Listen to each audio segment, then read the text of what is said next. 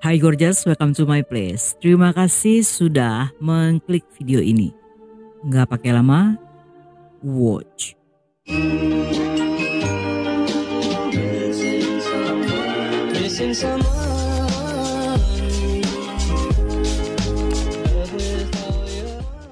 Sebagai anak tertua dari 3 bersaudara, Faye merupakan anak yang berbakti serta rajin belajar.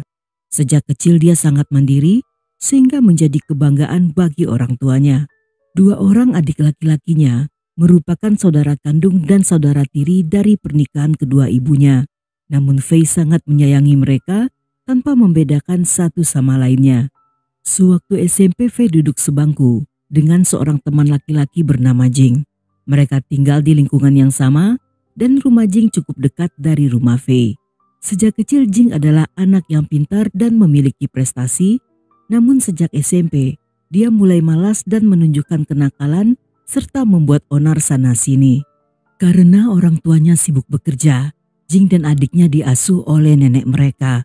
Namun saat berada di rumah, mereka berada dalam lingkungan yang penuh KDRT, sehingga Jing terbiasa menyaksikan kekerasan. Hal ini mempengaruhi pertumbuhannya hingga dewasa, yang membuat sifat kasar menempel pada dirinya. Pada satu waktu, Jing terancam diberhentikan dari sekolah setelah melakukan sebuah kesalahan besar. Namun atas bujukan Faye, Jing tidak jadi dikeluarkan setelah meminta maaf pada pihak sekolah dan berjanji akan belajar dengan giat.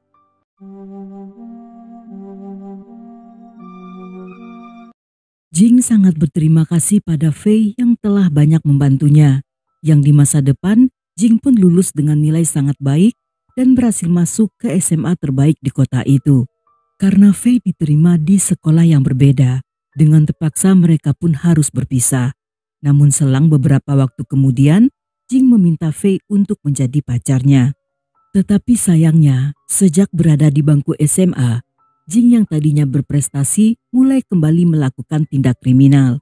Dia bahkan kehilangan uang di meja judi dan bekerja sama dengan anak-anak nakal di sekolahnya untuk merampok sebuah taksi dan berhasil mengambil 2 buah ponsel serta uang tunai ratusan yuan. Setelah ditangkap, mereka pun dihukum 3 tahun penjara dengan penangguhan hukuman selama 4 tahun.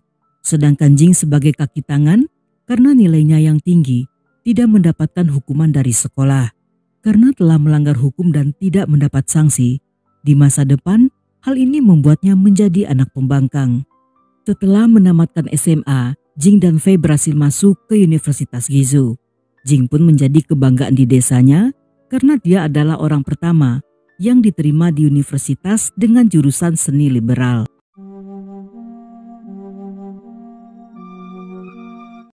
Jing dan Faye yang tamat kuliah dalam waktu bersamaan segera merantau ke kota Guiyang untuk memulai magang bersama sebagai reporter penuh waktu di Guizhou Metropolis Daily.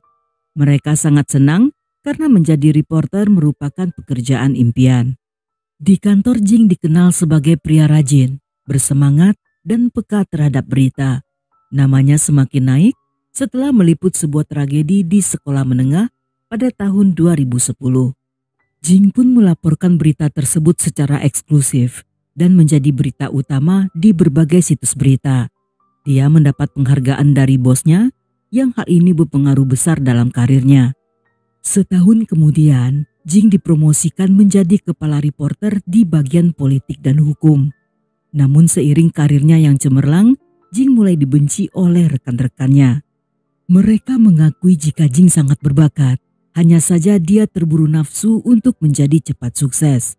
Selain itu dia juga sombong, paranoid, dan sulit bekerja dengan rekan-rekan lainnya. Akibat rasa tidak percaya pada orang lain, Jing seringkali melakukan liputan sendirian tanpa melibatkan anggota timnya karena menganggap mereka tidak serius dalam bekerja. Sebagai kekasih, Faye telah berkali-kali memberi nasihat agar Jing lebih rendah hati dan bekerja sama dengan anggota tim. Tetapi tampaknya dia tidak peduli dan tetap dengan kemauannya. Selama bekerja tidak seorang pun yang mengetahui hubungan mereka. Dan untuk menghindari kecurigaan, pada akhirnya Faye memutuskan pindah kerja ke harian Qiangzhong yang juga berada di kota Guiyang.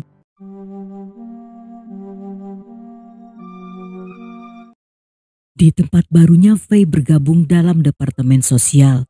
Dia diterima dengan baik dan disukai oleh rekan-rekannya yang menggambarkan Fei sebagai gadis ceria, baik hati, serta pekerja keras. Dalam keadaan lelah dia tidak pernah mengeluh. Dia justru selalu tersenyum hingga kehadirannya membuat banyak rekan merasa senang. Dalam masa-masa itu, Jing dan Fei telah berpacaran selama 7 tahun. Namun alih-alih memikirkan pernikahan, Jing justru berulah dengan beberapa kali berselingkuh. Ketika Fei mengetahui hal ini, dia pun memutuskan Jing yang justru melanjutkan hubungan dengan selingkuhannya. Tetapi tidak lama kemudian, Jing dicampakkan oleh wanita itu dan dia pun berkali-kali memohon untuk kembali pada Fei. Dan karena masih sayang, pada akhirnya Fei pun luluh dan menerima pria itu. Selama mereka pacaran, Jing seringkali melakukan KDRT pada kekasihnya. Sejak dulu, setiap kali Fei merasa tersakiti, gadis itu tidak pernah menceritakan pada siapapun. Begitupun kali ini, Jing semakin kasar serta sensitif, yang setiap kali mereka bertengkar, dengan mudahnya pria itu akan memukuli Fei. Fei yang tidak tahan telah berkali-kali memutuskan hubungan, tetapi Jing kembali datang dan memanfaatkan rasa iba gadis itu untuk memohon maaf. Dia bahkan melakukan banyak drama, termasuk berlutut di tengah jalan sambil berteriak memohon pengampunan. Ketika keluarga serta teman Fei mengetahui hal ini, mereka pun menentang dan tidak merestui hubungan keduanya. Semua orang mengatakan jika Fei terlalu naif karena berkali-kali bersedia memaafkan Jing yang hingga kapanpun tidak akan berubah. Pada satu waktu ketika mereka kembali bertengkar, tiba-tiba Jing mendatangi rumah orang tua Fei sambil memaki-maki. Semua perkataannya terdengar oleh adik Fei yang karena tidak terima kakaknya dihina, gadis itu pun dengan berani menampar wajah Jing. Dan di saat itu juga, Fei pun memutuskan Jing karena telah berani bersikap kasar di depan keluarganya. Setelahnya Fei mendatangi apartemen Jing untuk mengambil barang-barangnya yang tertinggal di sana. Namun dengan santainya, Jing justru mengajak Fei kembali berbaikan. Ketika gadis itu menolak, Jing melempar laptop serta barang-barang lainnya tepat dari lantai 8 hingga ke lantai dasar. Hal ini membuat Fei menangis dan menelpon ibunya serta melaporkan jika semua barang-barang miliknya telah hancur berantakan.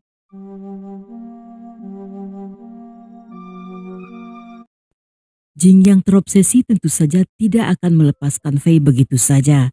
Dia mulai menguntit gadis itu dan jika ketahuan, dia akan memaksa Fei untuk berbaikan.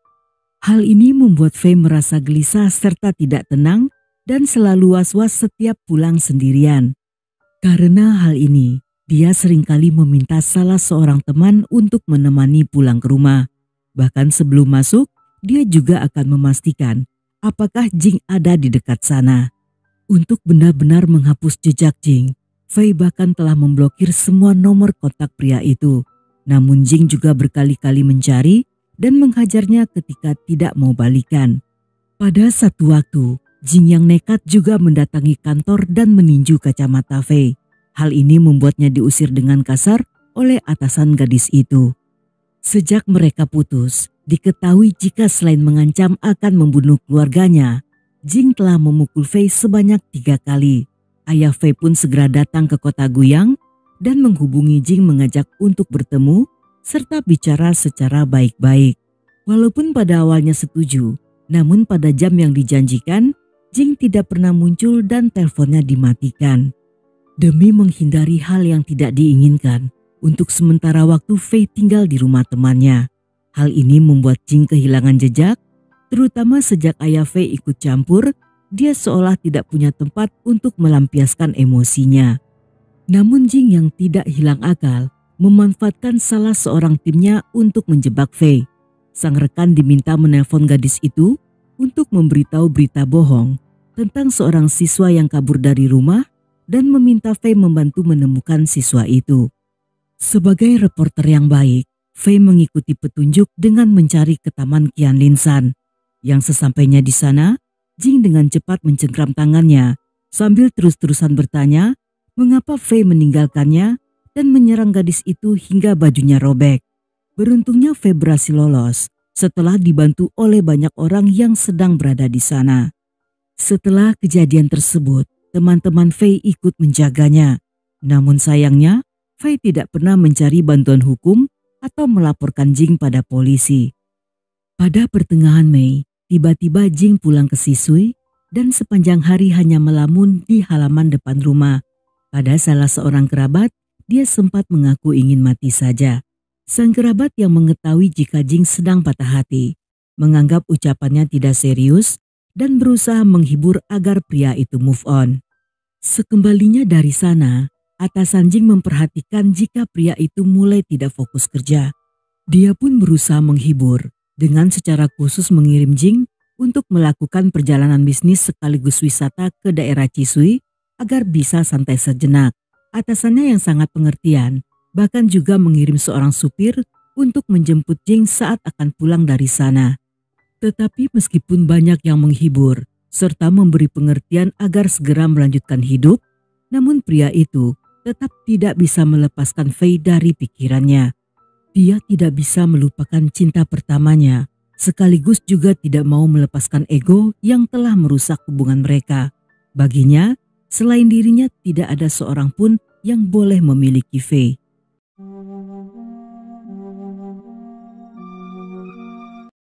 Tiga hari menjelang perayaan Festival Perahu Naga, pada 3 Juni 2011 sekitar jam 11 siang, saat itu Fei sedang berjalan sendirian di Jalan Jinyang untuk melakukan wawancara di sebuah acara donasi. Saat akan menaiki bus di persimpangan, tiba-tiba Jing melompat keluar dari tanaman pagar yang berada di pinggir jalan. Setelah menikam Fei menggunakan sajam daging, Jing pun segera kabur dari sana. Kejadian tersebut terjadi begitu cepat, dan sebelum orang-orang menyadari apa yang telah terjadi, Fei telah terjatuh tergeletak di atas genangan merah. Polisi yang tiba di TKP segera membawa Fei yang masih bernafas ke rumah sakit. Dokter berusaha menyelamatkan gadis itu, namun setelah melakukan segala upaya selama 60 jam, pada akhirnya Fei meninggal dalam usia 25 tahun. Berdasarkan pemeriksaan, Fei mengalami 9 luka sajam di bagian kepala, di bagian bahu, dan 2 di tangan kiri. Salah seorang rekan Fei yang berada dekat TKP sebut saja bernama Johnny. Ketika mendengar berita tersebut segera mendatangi lokasi untuk meliput berita. Saat itu, dia tidak tahu jika Fei lah yang telah menjadi korbannya. Dan ketika melihat korban telah dibawa ke rumah sakit, Johnny pun segera menyusul dan sangat kaget melihat perawat yang sedang membereskan barang-barang korban. Karena di sana, dia melihat kartu identitas reporter milik Fei yang basah berlumuran darah. Johnny sama sekali tidak pernah menyangka jika Fei mengalami hal sekejam itu. Karena di pagi harinya, mereka masih ngobrol sambil tertawa bersama. Namun hanya beberapa jam setelahnya, Fei ditemukan dalam keadaan tidak bisa dikenali.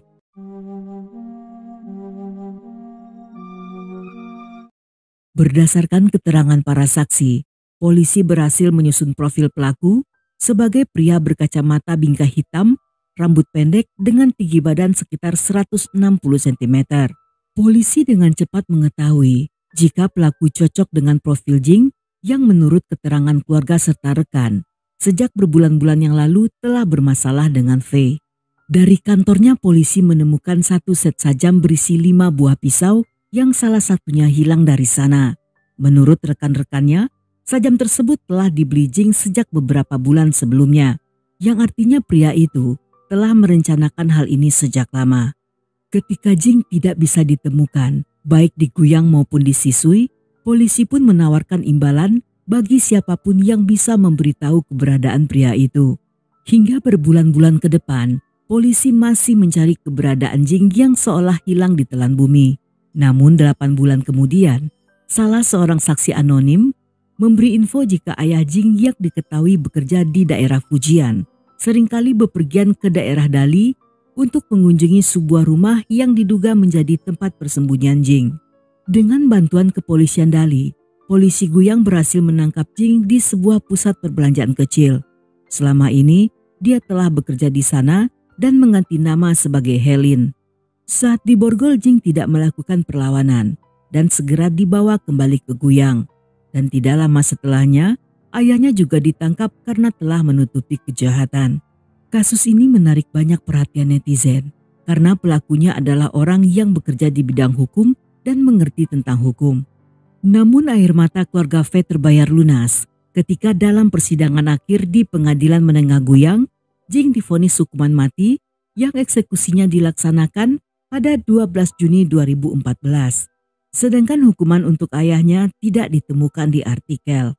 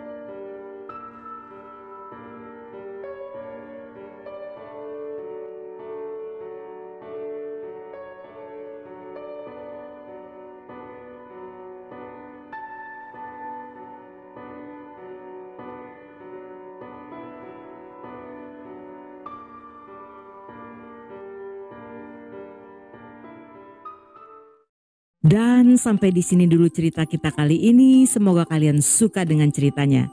Buat yang masih betah hingga akhir, thank you, love you, have a nice day, and then see ya.